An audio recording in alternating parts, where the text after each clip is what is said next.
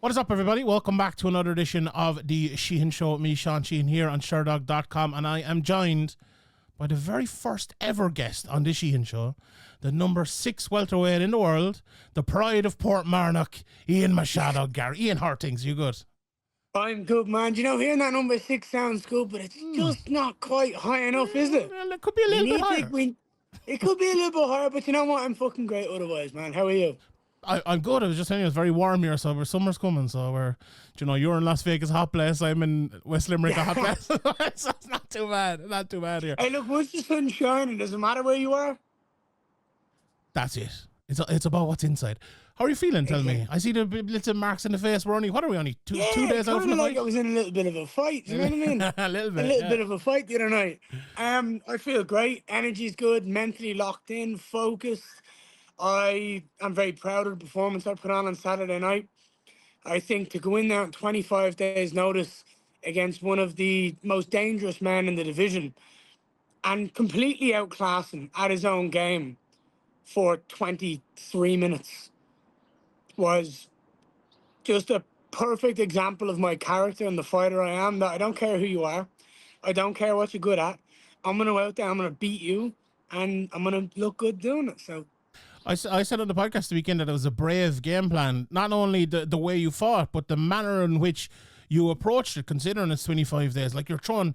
How many high kicks did you throw in that fight? How many takedowns did you go for in that fight? Did you see the stats afterwards? I did. I'm not a stats guy. It's kind of stay away from both. Here's the no, but thrown. Think about this on 25 days notice now, right? Yes. 260 significant strikes thrown and 20 takedowns. That's pretty good going. Like, we're talking Max Holloway, the Marab combination there. Do you know what I mean? Like, that's some good stats.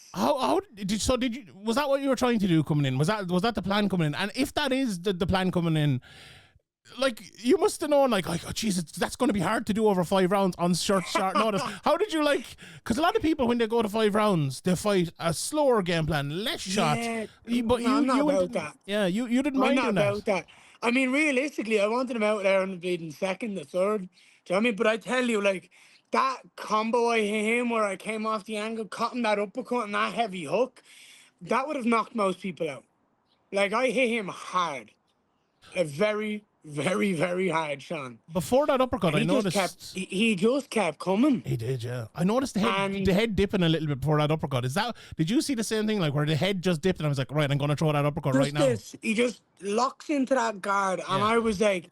trying to sneak some things around it, trying to sneak some shots up it, but the guy's well-rounded. Like, he knows what he's doing on that side of the sport. Like, from a Muay Thai background, he knows how to kind of lock everything down. It was on me to go out there and put on a show, and I did that.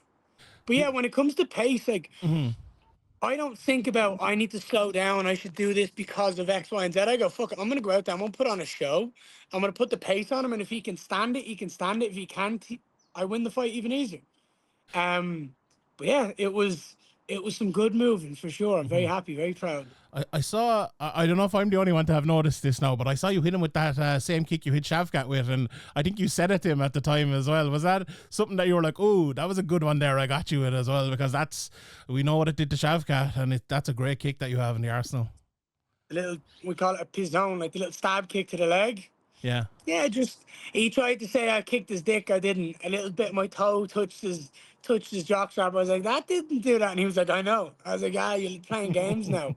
I like it. But yeah, no, he was a great sportsman in that octagon. Like, he was very, very locked in, very focused. Obviously, there was a lot of talk about me calling him a quitter all week because I'd seen the video of him quitting, but he showed me nothing but heart and composure in that octagon. You said in the press conference that you were going to go back and watch the 5th round and assess what happened in it. Have you gone back and watched it? And if you have, what was the assessment of it? Just a sloppy takedown, a sloppy entrance to the takedown. He was able to react and gain the momentum of that role that we ended up in. And then, like, in this game at the highest levels, if you make one error, like, you have to pay for it. And he hit me a couple of good shots. I was completely locked in, focused at the time. I remember, don't stop moving, don't settle still. The second you stop, everything gets worse. And I was like, I could see him. There was a point at which, if you rewatch it, he puts like two hands on my, like over me, Yeah. as if when I was going to try stand up, he was going to try come for the knee. So I dropped back down because of the new 3 points of contact Oh, rule. interesting. I was like, I'm smart here. I'm not letting you punch on knee or kick me here. Then I tried to build up again. He went to do it again, and it looks bad. It looks worse than it is. But in the moment, I was so locked in, going, "Don't let him knee you in the face. Don't let him kick you in the face. Keep making him move." And then I grabbed the hold of his leg, pulled him in, locked him in, and then we stood back up. And I was like, "That's it, mate. You fucked it. You ain't getting anything now." Mm-hmm. Did Nick Diaz, Paul Daly go through your mind at that stage? Because like that's probably the only other time I've seen Dude, it. there was nothing going through my mind other than, you've got this, stay locked in, stay focused, do not lose sight of your tracks, keep moving, keep focused. What did you think of the fourth round then? It was a very close round. Like I gave it to him live, but I've said it a couple times. I think I was being a bit kind maybe to him because you were 3 rounds Yeah, up. Well, what did you think? I gave it to him in the corner. I gave it to him in the corner because the last 30 seconds of that round was when he started to pick it up, right? Yeah. But I dominated the round. I went back, I watched it with my coaches. We rewatched it twice on fight night. I watched it the next morning. It was 4-0 going into that fifth round. That's where I had it. But I'm not annoyed that if someone said it was 3-2. At the end of the day, I believe I beat him up for 23 minutes of a 25-minute fight, and I did it in his own world. There was a few people saying that the fifth was a 10-8 as well. I'm not part of that. Any No thoughts on chance. that? No chance. Yeah. No chance. He won the round. But when you go back and watch the fight, I beat him up for the fifth round. Correct. It was only that last, I think it was minute and 17 seconds. Yeah. That he got the momentum. And fair enough, he got the momentum in that last minute and 17 seconds. Enough to deserve the win of that round, but 4 rounds to me before that. Were you expecting it to be as easy as it was for 3.5 rounds? Because like, you made it look so easy. Yes. I told everybody this, Sean. I've told everyone this for a long, long time, way years back, before I was ever in the UFC. You heard the confidence. I know how good I am. I know what I can do when I put my mind to something, and I believe it in here. When I believe it, I go out and I show the world. No one would have believed if I'd have told him I'm going to beat him at his own game for 25 minutes that I would have done it. They all would have no chance. Eventually he'll catch you. He'll do this, yada, yada, yada. Well, he didn't. He didn't. He landed maybe 3-4 shots on the feet that were good. Do you know what I mean? One in the end of the fourth or end of the third that kind of caught my nose. That was a great shot. Mm-hmm. But other than that, it was completely my wheel park, my ball house, whatever you want to call it. It was all me on the feet. He had no answers for it, and I knew that. And throwing in the takedown was just a smart fight IQ every now and then. Mm-hmm. I wasn't even hunting the takedown. I just wanted him to think about it, fight it, and react and respond. They were saying on the broadcast as well that you throwing the high kick to his left side was really smart because it stopped him from throwing his left hand. Was that a big part of it as well? If you have one weapon, right, of which he basically only does, he's got one real weapon, and it's that left hand. The knee and the kick are good, but you can see them coming. The left hand's the sneaky one. When you've got a good left hand, the worst thing someone can do is put a right high kick in there over and over and over again, because you have two options. You either defend it or you don't. So do you want to get kicked in the arm or do you want to get kicked in the head? I like it. Come here, did the short notice help you? Because a lot of people, when they almost reach the top, and like, okay, Shavkat wasn't a title shot, but you know, a lot of people think Shavkat is the best welterweight in the world, and you came oh so close to beating him. We've seen a lot with Pantoja, you know, losing to Urseg recently, and other people, they're almost there, and then they lose their next fight. It's like mentally very hard to come back from that. Was that anything that you thought about coming into this one, or did you not think about it because you only had 25 days notice? I had 25 days notice. I went, right, let me pull everyone I possibly can together. Let's get some training. Let's go forward. Let's not look backwards. Let's look forward. And whatever it is all we've got. Let's go out here. Let's put on a show. Let's show the world what Ian Machado Garry can do on little to no notice. And we're going to do it again in 2 weeks' time, in 10 days potentially. If anyone slips up, Sean, if anybody slips up, you already know what's happening. So in May 2023, a young man named Ian Garry said he had a 6-fight plan to fight for the title. Mm-hmm. And here we're sitting today, you've had 5 fights since then. So is the plan going to come together in 2 weeks' time? And if not, is it going to come together soon after that? Hey, look, no matter what happens in this fight on Saturday night, whether Jack and Bilal do fight, or I need to step in based on an injury or a missed weight or whatever it is, in my mind, I'm next. There isn't. Say hi. Hello. Come say hello. Hello there. This is Sean. I've never seen two people look more alike. Except he's not as white as me. He's got Mammy's Brazilian. Say hi, Sean. Hi, Sean. Hello there. How are things? Can you show him how you do your bang bang and then your finish, your celebration? Bah, bah, bah. Ah, go. You go. Ready? 3, 2, 1. You do it with me. I love it. Love you. Go back to Mommy. I don't know what it is about him, but kind of reminds me of, like, do you remember those old school Connor ones on the mic where he scream? He has the same bleeding scream on him. He's just like completely aggressive. I love it. I love it. But yeah, dude, we're this close to getting a world title fight. Whether it's in 10 days due to short notice or whether it's the next fight, I'm getting that belt strap down my waist this year. You've been a bit of a nomad, obviously, for the last few years, but it feels like you're kind of. Is it because of the young lad? Is it because are you settling down a little bit? And I know you've been back and you were training with Oban and James Sheehan and stuff, but are you going to continue to be a nomad, or are you making Brazil that home base now? No. So I bought a home in the UK that I absolutely love and adore. That'll be our forever home, but I will never stop traveling. There's too many people in this world to learn from and evolve, and that can help me evolve and grow as an athlete and as a fighter and as a professional. So I will always want to travel and learn, seeing different cultures and different cities and different religions and different people coming from different backgrounds and through hardship, some who've had it easy their whole life. It shows, what's the word I'm looking for? It shows the bigger picture and makes you reflect and look back on things. And for me, that's something I love and enjoy because it keeps me grounded and it keeps me tunnel vision.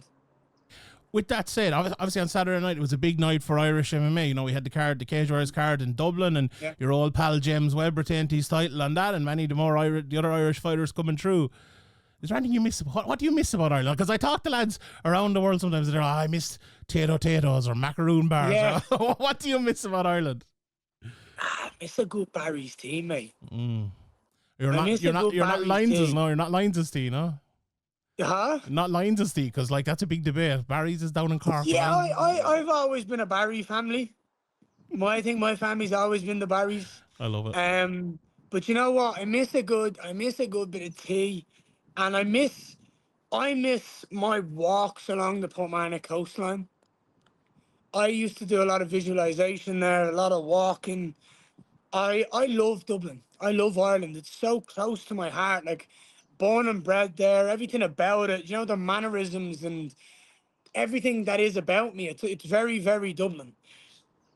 But what people forget is I'm so laser focused and I'm so locked in that I don't have time to focus on what was, but I'm trying to go on what is. And you've got to lose your mind a little bit to focus on what you need in this game and to get the best out of yourself, because we are in that octagon doing things that aren't normal. You know, we're going in there and we're beating the bollocks out of another human for as long as we can and making it as violent and beautiful as we possibly can. You can't go in there without anything other than complete self-belief and focus. Last question, Ian. I appreciate the time. I know you're in the PI and you're getting put back together before you go again in 2 weeks. Dude, I am. I literally I made the call during fight week. I said to my wife, I said, listen, I said, we're going to Vegas when I win this fight. I'm going to get the best possible recovery I can, which is in the UFC PI here, and what a facility it is. You know what I mean? I walk in, I get my nutrition shakes made for me, I get my rub down, I get my massage, I get everything I need from a physiotherapy point of view. I then go in, I do my hot and cold compress, I do my red light therapy. I'll be back in no time. You won't know what'll happen May 10th if I get an opportunity, right? But I'm ready to go, dude. Mentally, I'm locked in. So what's the prediction? Like I was looking up there. Our first interview ever was 6 years ago, before your pro MMA fight. You gave me predictions then, and all the way through for the last 6 years. What's the prediction now? Maybe not just the next few weeks, but let's say over the next 2 years. What's the prediction? What's going to happen? Tell us. How I get to a title fight, or how that whole scenario plays about, doesn't matter to me right now. I'm laser focused on getting that belt, and that's what I believe is next. I'm the biggest name in the division. I believe you put me against the champion.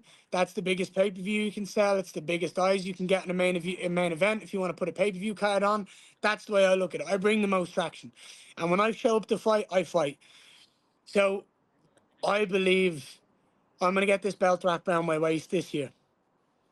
And then when I do, I'm going to make sure that I go on an ungodly tear to show people that I am the single best welterweight in the world, but I'm also the most active fighter on the roster. So when I get that belt, it's my option. It's my choice. I would love to do 4, 5, 6 fights in a year. Go through the division, wipe it out, clean it out, and leave myself as one of the greatest athletes that the UFC has ever seen. One of the greatest competitors the world of mixed martial arts has ever laid eyes on. And Ian Machado Garry will go down as one of the greats. And who I fight in that time does not matter. But it will be the next best guy, the next best guy, the next best guy, time and time again. And you will never see a champion like this. Ian, thank you very much for the time. I really appreciate it. Commiserations on Dublin losing to Meath over the weekend, but you'll bounce back again. Thanks Get very out much. of here. And we'll see you next time, Ian. Thanks very much. Appreciate it, dude. All the best.